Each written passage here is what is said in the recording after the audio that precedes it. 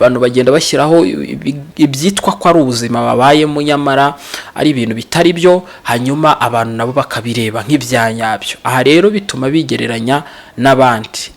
Uruhare rw'imbuga nkoranyambaga runateje ikibazo cyane, kubera ko ubona imibereho y'undi muntu mutarahura na rimwe, ariko ukabona hari uko abayeho, ukifuza rimwe na rimwe kuba wamera nkawe, nyamara ari ibintu rimwe na rimwe bitari n'ibyanyabyo. Ugasanga rero uhora urwana no kuvuga ngo aka kantu reka nanjye nkagereho, nakabonye muri filime, nakabonye mu kiganiro kuri TikTok, kuri Facebook, Instagram, nakabonye kuri stati ya WhatsApp, nabonye kanaka yambaye neza, reka nanjye nambare gutya, reka nabonye akagezweho, reka nanjye nkagereho. Ugasanga rero imbuga nkoranyambaga ziri kugira ute, ziri kugenda zituma abantu bashyiraho standard, bashyiraho imibereho rimwe na rimwe n'abasumbye, bitewe nuko kwigereranya n'abandi no kugira ngo nyine badasigara inyuma. No kwirinda gusigara inyuma, nyamara ibyo umuntu abona kuri screen hari igihe biba bitari ibyanyabyo. Hanyuma ngarutse muri tuntu twacu tugera kuri 5, utuntu tugera kuri 5 uba ukwiye kuzirikana cyangwa se kumenya ku ngingo nyamukuru tuba twateguye. Ese byigeze bikubaho ukabona uri kwigereranya n'abandi bantu, ukabona ukisanga uri kwigereranya n'abandi bantu mu ngeri zitandukanye, mu bwiza, mu butunzi, mu mitungo imwe n'imwe, mu buryo umuntu agaragara, mu byiciro bigiye bitandukanye turi buze kubibona, ariko ugasanga uri kwigereranya n'abandi. Ushobora kuba ari ku kazi, ushobora kuba ari ku ishuri, ushobora kuba ari mu muhanda, mu buzima busanzwe, ahantu uhurira n'abantu ukisanga uri kwigereranya n'abandi. Turaje turebe impamvu zigera kuri 5 nyamukuru zishingiye ku mitekerereze ya muntu. Harimo inziza n'imbi, turaza kubibona. Izo zose rero nizo tugiye kuganiraho. Nimba rero bijye bikubaho ukisanga uri kwigereranya n'abandi, rimwe na rimwe bikaba byanagutera ikibazo, ntuze kuva hano kuri channel yacu kugira ngo ubashe gusobanukirwa neza kuva ikiganiro gitangiye kugera ikiganiro gishoje. Muribuka ko iyo dusoza tugerageza gushaka noneho gutanga inama ku buryo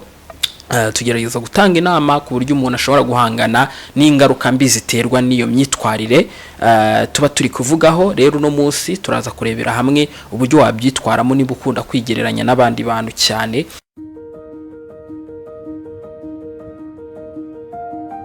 Hello, hi Rwanda, reka nongere mbasuhuze kandi mbahe ikaze kuri Muhire Psychactor. Ini ya channel yanyu imwe rukumbi, ni ya channel ibagezaho byinshi bigaruka ku buzima bwo mu mutwe. Ni gute twagira ubuzima bwiza, ni gute twagira imitekerereze myiza, ni gute ubuzima bwaturyohera. Tubaho mu isi tunyura muri byinshi, bimwe bikaducanga, ibindi tukamenya impamvu zabyo, ariko byose ahantu biza bigashingira ni imiterere y'ubuzima bwo mu mutwe bwawe. Ese niba ujya wisuzuma, ujya wumva umeze neza, ujya wumva wishimye, ujya wumva ibintu byose biri kukubaho uzi impamvu yabyo. Birashoboka ko tutamenya impamvu y'ibitubaho, ariko ibyinshi burya ku muntu ufite ubuzima bwiza bwo mu mutwe abasha gusobanukirwa, akamenya impamvu hari ibimubaho. Rimwe ntacyo bisaba, ni ukubihuza n'ubuzima ubayemo, ni ukubihuza n'imbaraga wiyumvamo imbere muri wowe, hanyuma ukabiha umurongo mu buryo bumwe cyangwa se ubundi. Ndagarutse rero, ndi Muhire Psychologist. Ikiganiro cyacu ni Psychology for Better Life. Ni ikiganiro n'ubundi gitambuka hano kuri Muhire Psychactor kuva kuwa mbere kugera kuwa 5. Tuzajya tubagezaho ibintu byiza byinshi, ngira ngo mwatangiye kubibona.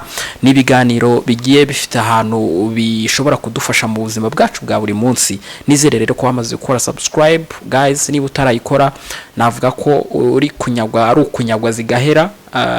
Kudakora subscribe kuri hano kuri Muhire Psychactor. Ni channel y'abanyarwanda n'ubundi yagufasha kwiga, yagufasha kumenya byinshi ku buryo wakwita ku buzima bwawe bwo mu mutwe ndetse n'imibanire. Uyu munsi rero tugiye kuganira ku ngingo nziza cyane.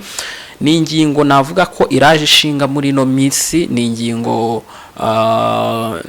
ku bantu bakoresha imbuga nkoranyambaga turaza kubibona ko hari icyo gishobora kutumarira ndetse kirahari kinini yewe mu mibereho, mu bijyanye n'ubukungu cyangwa se no kuduhuza n'abandi bantu, kumenya iby'ahandi. Ibyo byose ni akamaro k'imbuga nkoranyambaga, ariko nanone hari aho zishobora kutubera mbi igihe tutafiteho amakuru yo kuzikoresha neza, cyangwa se n'uburyo zangiza nk'uko ndibuze kubibabwira mu buryo n'ubundi turibuze kugera ku ngingo yabyo. Ntago natangira ikiganiro nabibukije ko ikigo M250 Group Limited ari ikigo kihababereye n'ubundi gifite aho gihuriye no kwita ku buzima mu buryo ariko bunyura mu bikorwa twirirwamo bya buri munsi byo kwidagadura.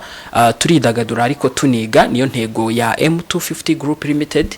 Hanyuma n'ubundi baduhuza kubonana, cyangwa se umuntu wese wifuza kubonana n'inzobere mu bijyanye n'imitekerereze binyuze mu kigo M250 Group Limited. Biroroshye cyane kuba wabuvugana n'inzobere mu by'imitekerereze, mu bijyanye n'imibanire, kubona umutherapist bitewe n'ikibazo ufite. Buriya bisaba kumenya ngo ndagana nde, mfite ikihe kibazo gikwiriye gukemurwa nande. Ibyo byose rero ni ikigo M250 Group Limited nicyo kibabereye, kirahababereye kugira ngo iyo ngingo ntikagorane cyane, cyangwa se ntikagora abanyarwanda, kubera ko bafite abakozi bahugukiwe cyangwa se bazi byinshi ku bijyanye n'ubuzima bwo mu mutwe. Nubwo ari ikigo kidatanga serivisi z'ubuvuzi, ariko nanone gitanga serivisi zifite aho zihuriye n'ubuvuzi binyuze mu kwigisha abantu bakamenya. Rimwe na rimwe hari igihe ibitubaho tuba tutazi ibyo ari byo, nyamara ari ikibazo. So iyo rero dusobanuriwe neza ibyo ari byo n'impamvu biri kutubaho, ndetse tukanahabwa umurongo w'uburyo twabonamo ubufasha, biratworohera. Niyo mpamvu rero M250 Group Limited hari kugira ngo ikibazo nk'icyo ngicyo gikemuke. Babandi bagira ipfunwe ryo kuba bagana kwa muganga w'indwara zo mu mutwe, biroroshye cyane ko ubifashwamo na M250 Group Limited, hanyuma ukabonana na muganga bitagoranye cyane, yewe nta no guciriye urubanza kandi byihuse. Rero ushobora kutwandikira unyuze kuri address tuba twashyize hano hasi muri description, ubundi tukaguhuza n'inzobere mu buryo bworoshye. Hanyuma reka ngaruke mu kanya turebere hamwe ingingo zigera kuri 5 ziri buze kutubwira. Twabateguriye ikiganiro kivuga impamvu abantu bigereranya. Ntuve hano, hanyuma ukore subscribe kugira ngo tukomeze tubane mu biganiro bitaha. Nuza gukunda video ukore like, hanyuma unatwandikire muri comment ikintu wumva twazaganiraho utaha.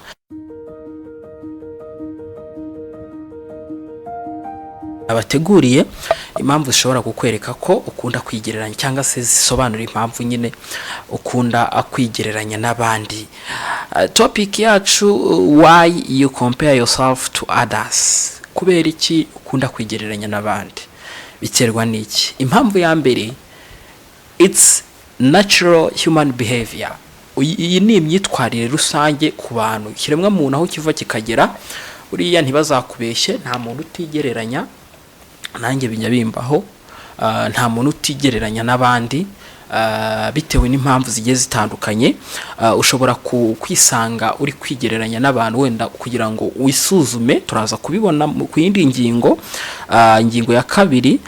Ubundi ikiremwa muntu nyine imiterere yacyo, uburyo cyubakitse mu bijyanye n'imitekerereze n'imyitwarire, umuntu yisanga nyine ari kugira ari kwigereranya n'abandi bitewe nyine n'ubuzima bayemo, ubumenyi, cyangwa se nyine n'imibereho rusange afite. Ushobora kuba ufite wenda inzu, ukaba waca ku yindi nzu ukahita uvuga uti ino nzu ndabona rwose iraruti yanjye, cyangwa se iri munsi yanjye. Wisanga uri kubikora bitewe nuko biraza kunganirwa n'ingingo ya kabiri ndibuze kubabwira.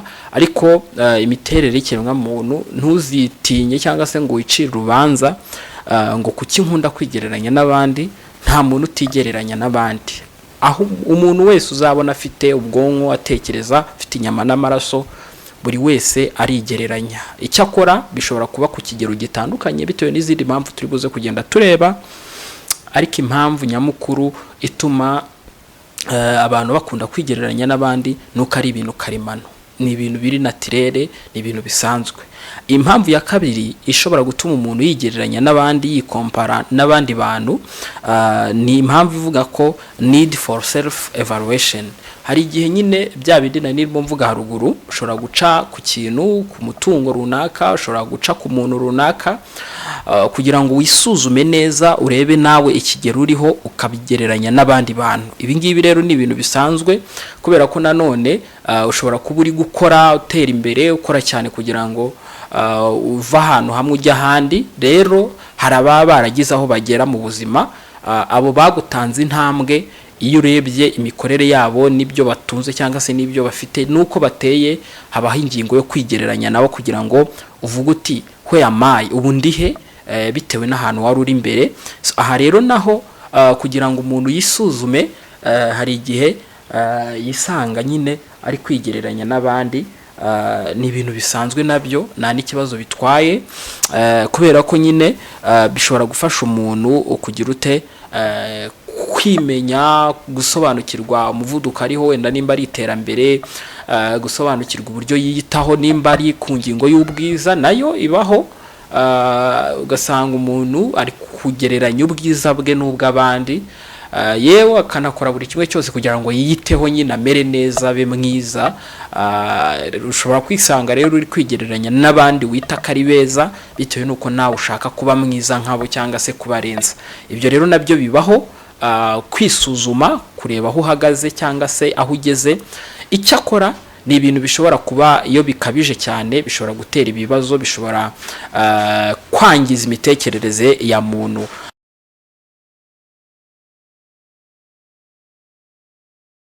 Impamvu ya gatatu rero, impamvu ya gatatu y'ingenzi ukwiye kuzirikana cyangwa se kumenya, ishobora gutuma abantu bigereranya n'abandi, ukisanga uri kwigereranya n'abandi bantu mu buryo ushobora kuba uzi cyangwa se nawe utazi ugutunguye, ni low self esteem. Donc aha ni ingingo ijyanye no kumva nta kizere wifitiye. Ibi ni ibintu bijya bibaho nabyo, ugasanga umuntu bitewe nuko nta kizere yigirira cyangwa se adafitiye ikizere nyine mu buzima bwe, mu byo akora, niba ari umunyeshuri, kwiga kwe cyangwa se mu bizame, usanga ari kugereranya umusaruro we n'uw'abandi. Ku kazi usanga ari kugereranya imikorere ye n'iy'abandi. Mu bwiza usanga ari kwigereranya n'abandi, mbese kuko yumva ko wadahagije, yuko yumva ko nyine hari icyabura. Ibi rero ni ibintu bishobora gutuma umuntu yumvamo imbere muri we nta bushobozi afite, akisanga nyine ari kwigereranya n'abandi, kubera ko nyine aba yumva muri make hari icyo abandi bamurusha. Ibi rero ni ibintu bikunda kuba cyane ku bantu nyine batagira confidence, self confidence, kwigirira icyizere cyangwa se kwiyumva cyangwa se kwiyakira uko bari, ugasanga bari kwigereranya n'abandi. Rero ni ibintu bisanzwe nabyo. Icyakora ntago byo nabyita ko ari ibisanzwe, kubera ko low self esteem ishobora kugushyira mu bindi bibazo. Ishobora kugushyira mu bindi bibazo nk'indwara y'ubwoba cyangwa se agahinda gakabije. Ishobora kugushyira mu bibazo byo gutsindwa, kuko nanone iyo wigereranya n'abandi uhorana pressure, ntukore witonze, ntugire ibyo ugeraho witonze, mbega ngo ubihe umwanya, ugasanga uri kugerageza gukora uhubihubi, hubagurika kugira ngo uce ku bandi. Nyamara impamvu uri gushyiramo ibibaraga byinshi nuko nyine ubugira ngo hatagira abakurusha cyangwa se hatagira abagaragara nk'abakurusha. Rimwe na rimwe ugasanga nyine uri kurwanya kuko bakubona nk'umuntu udashoboye. Ibi rero ni ibintu n'ubundi bibaho ku bantu bagiye batandukanye, ugasanga kutigirira icyizere bitumye ahora yigereranya n'abandi, ibyo bagezeho, ubwiza bafite, tunzi bafite, akazi, ugasanga akazi kawe ukagereranya n'akabandi. Nyamara aho kugira ngo ugire ute, aho kugira ngo ukore n'ubundi ibijyanye n'ibyo ufite cyangwa se n'ibyo uharanire kugera ku byo ushaka kugeraho. Rero ibi nabyo ni ibintu bishobora gutuma umuntu yigereranya n'abandi. Ikintu cya kane gishobora gutuma umuntu yigereranya n'abandi, cyo ni ikintu gikomeye cyane, ndetse kiriho bigoye no gukwepa muri no minsi. imbuga nkoranyambaga, social media influence cyangwa se uruhare rw'imbuga nkoranyambaga ruri gutuma abantu bitakariza icyizere, yewe bikongera n'ubundi kwa kwigereranya n'abandi. Ni ukuvuga ngo bitewe n'imbuga nkoranyambaga ziriho, abantu bashyiraho amafoto, abantu bashyiraho amavideo, abantu bagenda bashyiraho ibyitwa ko ari ubuzima babayemo nyamara ari ibintu bitari byo, hanyuma abantu nabo bakabireba nk'ibyanyabyo. Aha rero bituma bigereranya n'abandi.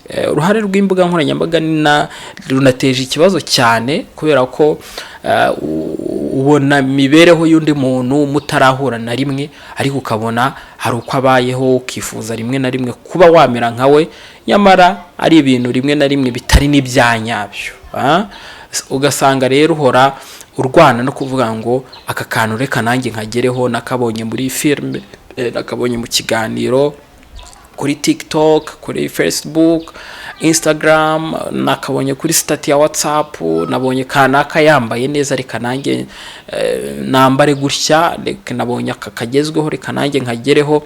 Ugasanga rero imbuga nkoranyambaga ziri kugira ute, ziri kugenda zituma abantu bashyiraho standard, bashyiraho imibereho rimwe na rimwe n'abasumbye, bitewe nuko kwigereranya n'abandi no kugira ngo nyine badasigara inyuma. No kwirinda gusigara inyuma, nyamara ibyo umuntu abona kuri screen hari igihe biba bitari ibyanyabyo.